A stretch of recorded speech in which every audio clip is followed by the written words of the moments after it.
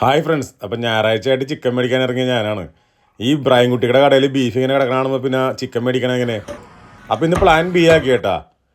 എല്ലും ബീഫും മേടിച്ചിട്ട് എല്ലും കപ്പ ഉണ്ടാക്കാമെന്ന് വിചാരിച്ച്. അപ്പോൾ ഇതേ സംഭവം കിട്ടിയിട്ടുണ്ട്. ഇനി നമുക്ക് നേരെ നമ്മുടെ പറമ്പിൽ പോയിട്ട് 2 കട കപ്പ പറിക്കാം.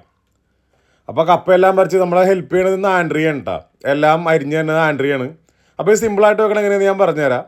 അപ്പോൾ നമുക്ക് ആവശ്യമുള്ള സംഭവങ്ങൾ ഇഞ്ചി, പച്ചമുളക്, സവാള, വെളുത്തുള്ളി ഇതെല്ലാം കൂടി കഴുകി വെച്ച ബീഫിലേക്ക് ഇടുക.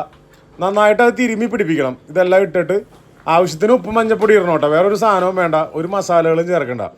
ഇതുപോലെ നന്നായിട്ട് തിരുമ്മി പിടിപ്പിക്കുക. വെച്ചിട്ടൊരു 3 വിസിലങ്ങ് അടിക്കുക. 3 വിസിലടിച്ചതിന് ശേഷം എടുത്തിട്ട് നമുക്ക് കപ്പ ഇടാം. കപ്പ ഇട്ടിട്ട് ഒരു 2 വിസിലും കൂടി അടിച്ചു കഴിഞ്ഞിട്ടുണ്ടെങ്കിൽ അല്ലേ ഇതേ സംഭവം റെഡിയാണ് കേട്ടോ. വേറെ ഒരു പണിയില്ല. അപ്പോൾ ഇത് നിങ്ങൾ ട്രൈ ചെയ്തിട്ടൊന്ന് പറയണം കേട്ടോ, എങ്ങനെ ഉണ്ടെന്നൊന്ന് പറയണം. അപ്പോൾ ഞായറാഴ്ചയായിട്ട് പിള്ളേരെല്ലാവരും ഫാമിലി ഉണ്ടായിരുന്നു. അപ്പോൾ എല്ലാവർക്കും സംഭവം കൊടുത്തരണം കേട്ടോ. ഇനി നമുക്ക് അവരോട് തന്നെ ചോദിക്കുന്നത് എങ്ങനെയുണ്ടെന്ന്.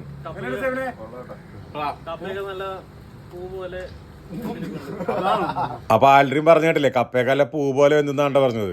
അപ്പോൾ ഓണത്തിന്റെ ബാക്കി കുറച്ച് പായസം കൂടി ഉണ്ടായിരുന്നു. അപ്പോൾ അതും കൂടി തീർത്തിട്ട് ഞായറാഴ്ചത്തെ പരിപാടി ഇവിടെ അങ്ങോട്ട് അവസാനിപ്പിക്കുകയാണ്.